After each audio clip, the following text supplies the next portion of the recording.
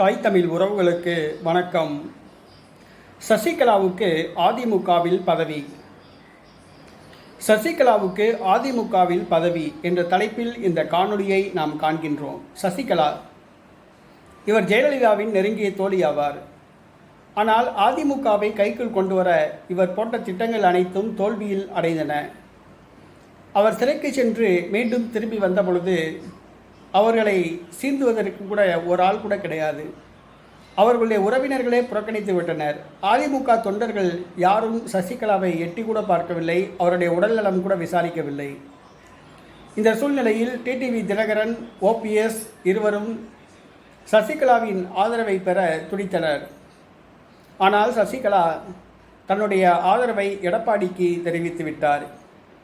நேற்றைய தினம் நமது எம்ஜிஆர் தலையங்கத்தில் அவர் மறைமுகமாக எடப்பாடி பழனிசாமிக்கு தன்னுடைய ஆதரவை தெரிவித்து விட்டார். தேனி தொகுதியில் போட்டியிடுகிற தினகரன் அதிர்ச்சி அடைந்துள்ளார். ஏனென்று சொன்னால் கள்ளர் சமூகத்து வாக்குகள் அவருக்கு கிடைப்பதற்கு வாய்ப்பில்லை. சசிகலா எடப்பாடிக்கு ஆதரவு தெரிவித்துவிட்ட காரணத்தினால் ஓபிஎஸ் ராமநாதபுரத்தில் கள்ளர் சமூகத்து வாக்குகளை பெற முடியாது. சசிகலா ஆதரவு வாக்குகள் அனைத்தும் அதிமுகவுக்கே செல்கின்றன. இதற்கு காரணம் டிடிவி தினகரன், ஓபிஎஸ் இருவரும் பாரதிய ஜனதா கட்சிக்கு அடிமையாகிவிட்டதே காரணம். ஓபிஎஸ் ஒரு தொகுதி வாங்கிவிட்டு சென்று விட்டார். டிடிவி தினகரன் 2 தொகுதி வாங்கிவிட்டு சென்று விட்டார். வருகிற சட்டசபை தேர்தலில் இருவரும் சேர்ந்து மொத்தம் 10 தொகுதிகள் கொடுத்தால் போதும் என்ற நிலைமைக்கு வந்துவிட்டனர். ஆகவே அதிமுகவை காப்பாற்ற வேண்டிய அவசியம் ஏற்பட்டுள்ளது. தேர்தலுக்கு பின்பு அதிமுக ஓபிஎஸ் வசமாகும் என்று ராமநாதபுரத்தில் பிரச்சாரத்தின் போது அண்ணாமலை தெரிவிக்கிறார். தேனி பிரச்சாரத்தின் பொழுது ஓபிஎஸ் வசம் செல்லாது, டிடிவி தினகரன் வசம் அதிமுக செல்லும் என்று தெரிவிக்கிறார். மற்ற இடங்களில் பேசும்பொழுது தேர்தலுக்கு பின்பு அதிமுக காணாமல் போய்விடும் என்று கூறுகிறார்.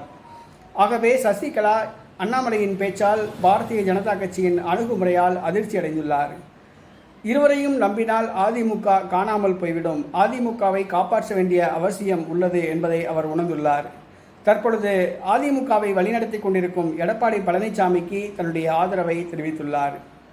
எடப்பாடி பழனிசாமி, சசிகலா இருவரும் ரகசிய பேச்சுவார்த்தை நடத்தியுள்ளதாக கூறப்படுகிறது. தேர்தலுக்கு பின்பு சசிகலா முறைப்படி அதிமுகவில் இணைவார் என்று கூறப்படுகிறது. அதிமுகவில் அவருக்கு அவைத்தலைவர் பதவி வழங்கப்படலாம் என்று கூறப்படுகிறது. அதிமுகவின் அவைத்தலைவராக சசிகலா நியமிக்கப்படலாம் என்று கூறப்படுகிறது. இது அதிமுக வட்டாரத்தில் பரபரப்பை ஏற்படுத்தியுள்ளது. இதனால் ஓபிஎஸ், டிடிவி தினகரன் அதிர்ச்சி அடைந்துள்ளனர்.